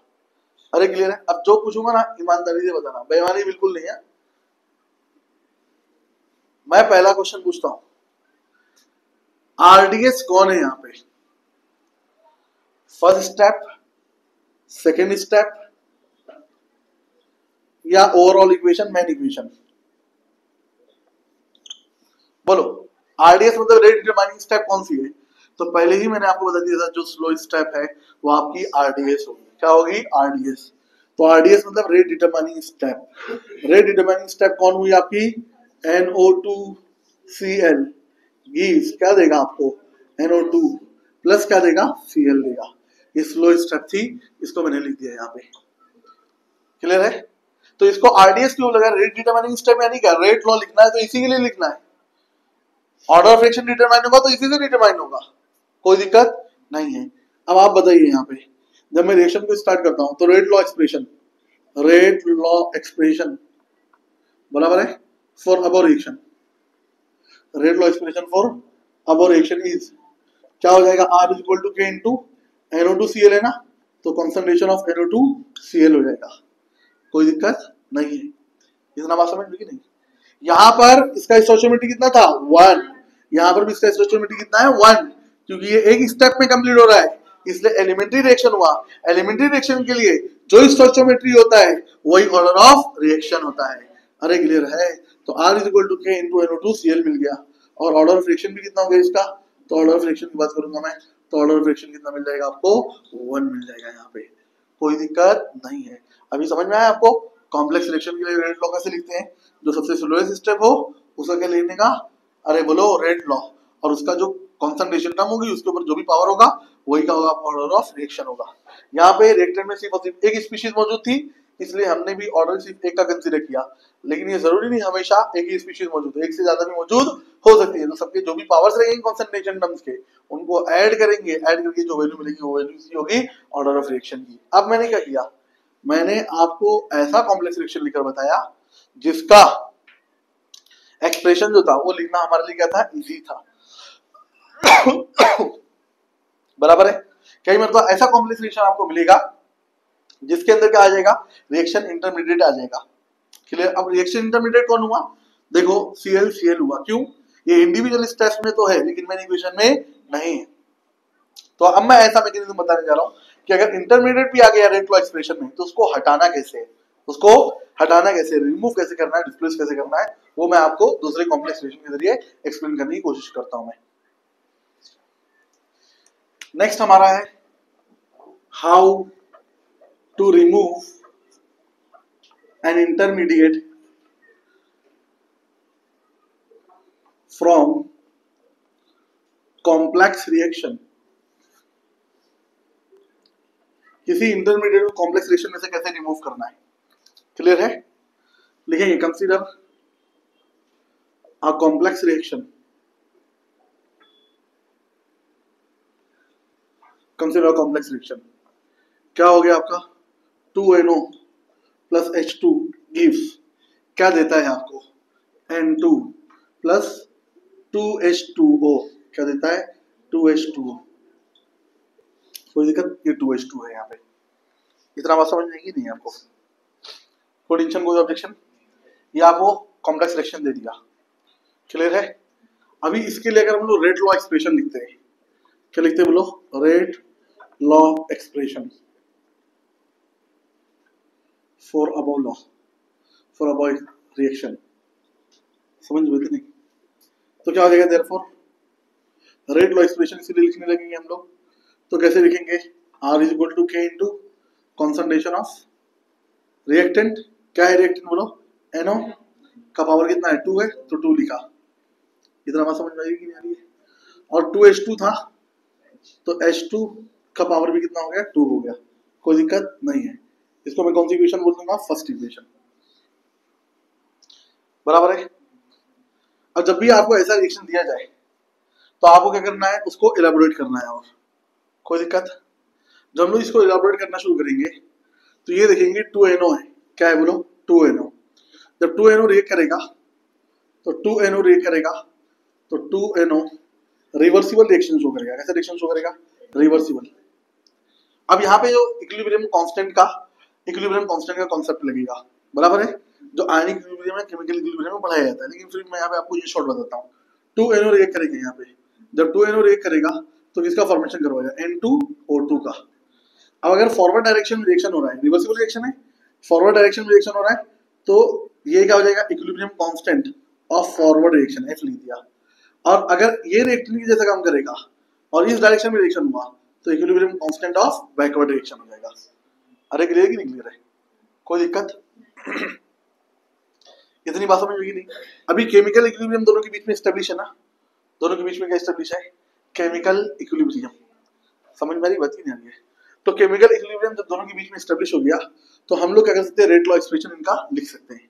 लेकिन इससे पहले मैं क्या करता हूँ, आपको इनकी इंडिविजुअल स्टेप्स को लिखकर बताता हूँ, बराबर है। जैसे क्या था आपका यहाँ पे 2NO प्लस क्या था 2H2 गिव्स क्या दे रहा था आपको N2 प्लस H2O, कोई दिक्कत। तो 2NO में से मैंने एक NO लिया, बराबर है, ये फर्स्ट स्टेप लिखा मैंने, प्लस क्या ऐड किया यहाँ पे H2 गिव्स क्या दे देगा मुझे ये, तो इसको रे करूंगा मैं, ये क्या दे देगा यहाँ पे, अरे बोलो N मिला, प्लस क्या मिल जाएगा बोलो H2O मिल जाएगा, क्या मिल जाएगा बोलो H2O। इतना बात समझ में आ रही कि नहीं आ रही है। और मैं इसको कंसीडर कर सकता हूँ कि अगर मैंने N2O2 लिया यहाँ पे, क्या लिया बोलो N2O2, समझ में आ रही बात नहीं आ रही है, क्या लिया N2O2, या ये देखो NO लिया H2 के साथ रिएक्ट करवाया, क्या मिला N मिला प्लस H2O मिल गया। अगर मैं N2O2 लेता तो क्या होता, N2O2 अगर मैं लेता यहाँ पे तो N2O2 लेता तो ये रिएक्ट करता और ये करके क्या बनाता है यहाँ पे N2O बनाता, क्या बनाता बोलो N2O प्लस क्या निकल जाता बोलो H2O निकल जाता, क्या निकल जाता H2O। इतनी बात समझ में आई आपको, कोई टेंशन कोई ऑब्जेक्शन नहीं है, समझ गए इतना। अब आगे चलते हैं हम लोग, आगे चलते हैं तो ये N2O है, इसको फिर से रिएक्ट करूंगा मैं प्लस बचे हुए H2 के साथ, तो ये रिएक्ट करेगा, दिख रहा है आपको, क्या करेगा रिएक्ट करेगा, रिएक्ट करेगा तो क्या बनाएगा, यहाँ पे N2 का फॉर्मेशन करवाएगा और H2 क्या हो जाएगा बाहर निकल जाएगा। इतनी बात समझ में आएगी आप लोगों को, कोई टेंशन कोई ऑब्जेक्शन, अरे बोलो इतनी बात समझ में आएगी। तो ये कौन सी स्टेप हुई अपनी, स्लो स्टेप हुई, और ये कैसी स्टेप होगी बोलो फास्ट। तो अपना आरडीएस कौन सा हुआ, ओवरऑल इक्वेशन अगर लिखने जाओगे आप, मैन इक्वेशन, कौन सी इक्वेशन लिखने जाओगे बोलो, मैन इक्वेशन लिखने जाओगे आप, दिख रहा है। तो आप बताइए यहाँ पे कि जब हम लोग मैन इक्वेशन लिखेंगे, बराबर, तो N2O2 और N2O दोनों चीजें यहाँ पे क्या होंगी, ऐड होंगी, बराबर की बराबर है, कोई दिक्कत। तो यहाँ पर क्या हो जाएगा N2O2 प्लस क्या हो जाएगा N2O प्लस क्या हो जाएगा 2H2 हो जाएगा, क्या हो जाएगा 2H2 गिव्स, ये क्या देगा आपको N2O देगा प्लस क्या दे देगा बोलो N2 दे देगा, क्या दे देगा बोलो N2, बराबर है। और ये H2O प्लस H2O क्या दे देगा 2H2O बराबर है ना। कोई टेंशन कोई ऑब्जेक्शन तो बताइए आप। हाँ एकदम करेक्ट लिखा है मैंने, परफेक्ट है। अरे बोलो, तो सब बेवकूफ लोग हैं यहाँ पे। हाँ N2O N2O से क्या हो जाएगा, कैंसर। ये क्या है, रिएक्शन इंटरमीडिएट है। क्या है ये, रिएक्शन इंटरमीडिएट। तो N2O से N2O इनकाउंटर हो गया, देखा। तो N2O आएगा क्या यहाँ पे, नहीं आएगा। तो ऐसा अगर आप करेंगे, लैक ऑफ कंसंट्रेशन होगा तो चूरन हो जाओगे आप लोग। समझ में आया कि नहीं है, कुछ नहीं हो सकता है फिर। समझ में आई बात नहीं, नजर हटी दुर्घटना घटी, नजर हटी दुर्घटना घटी। समझ में आई बात नहीं, चीते की जैसी फुर्ती रखो। आगे चले हम लोग। तो N2O यहाँ से भी क्या हो जाएगा, गायब हो जाएगा। N2O यहाँ से भी गायब हो गया। कोई जुर्म किया मैंने, फिर क्या लिख दिया मैंने, N2 लिख दिया, प्लस क्या लिख दिया, 2H2O लिख दिया। देखो ये रिएक्शन और ये रिएक्शन दोनों मैच हो रहा है कि नहीं हो रहा है। अब बोलेंगे कैसे सर, यहाँ पे तो 2NO है, 2NO को मैंने क्या लिख दिया, N2O2 लिख दिया। कोई गलत काम किया छोटू, नहीं, क्या लिखा बस N2O2। समझ में आया छोटू मोटू, कोई टेंशन, इतनी बात समझ में आ गई। ये क्या होगी, अपनी मेन इक्वेशन होगी। आप बताइए RDS कौन है यहाँ पे, अरे बोलो फ्लो रिएक्शन। तो ये RDS होगी।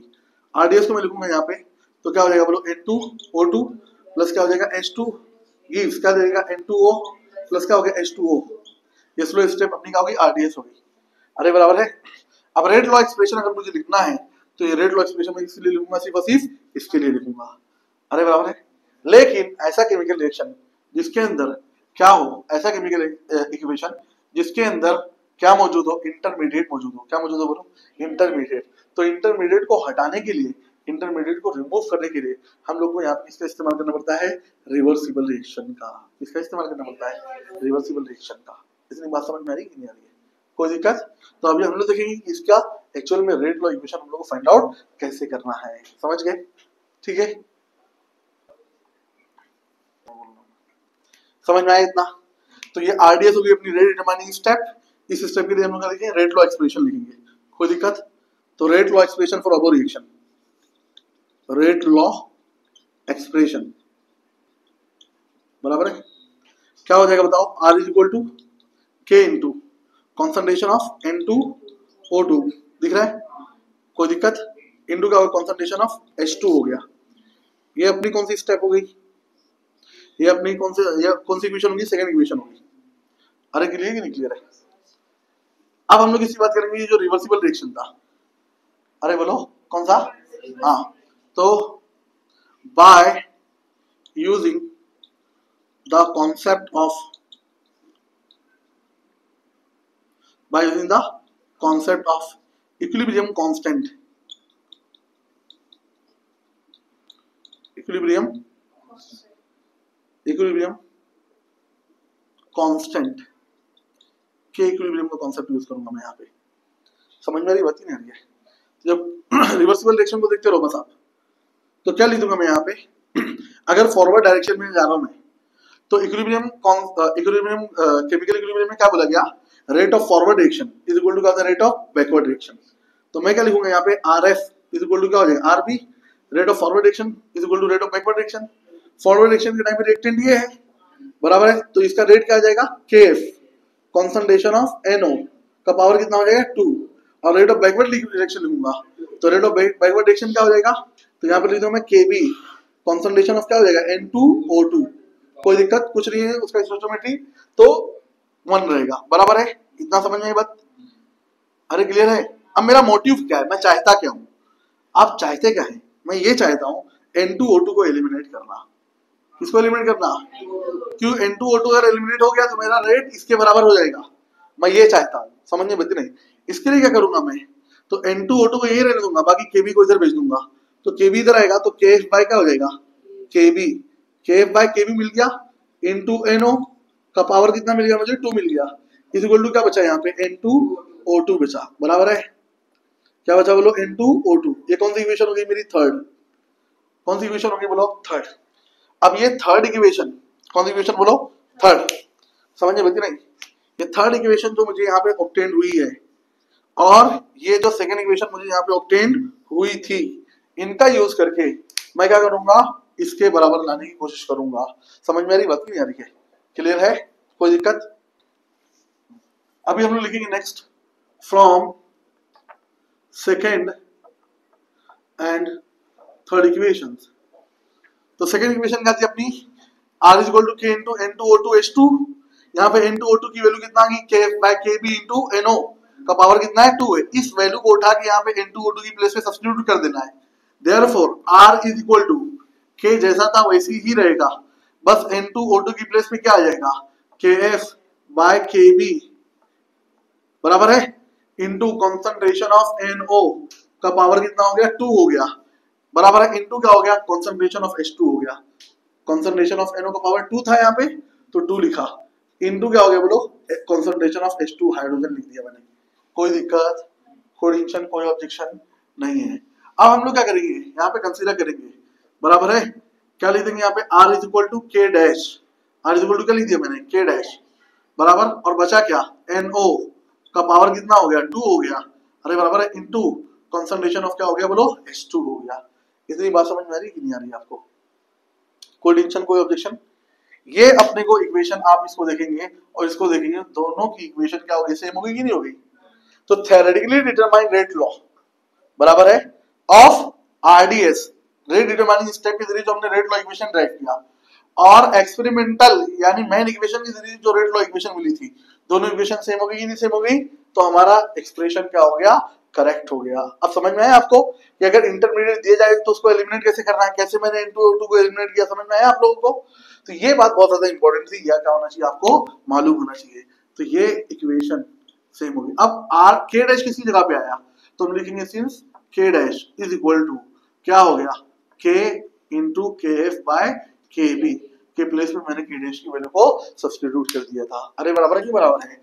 तो ये इक्वेशन और ये इक्वेशन दोनों क्या है सेम है। तो यहाँ पे आप एक स्टेटमेंट मेंशन करेंगे, क्या लिखेंगे सिंस क्या हो जाएगा, अरे बोलो main equation rate law expression of main equation and rate law expression of RDS both are same, अरे बराबर की बराबर है, that's why the represented expression of rate law is correct.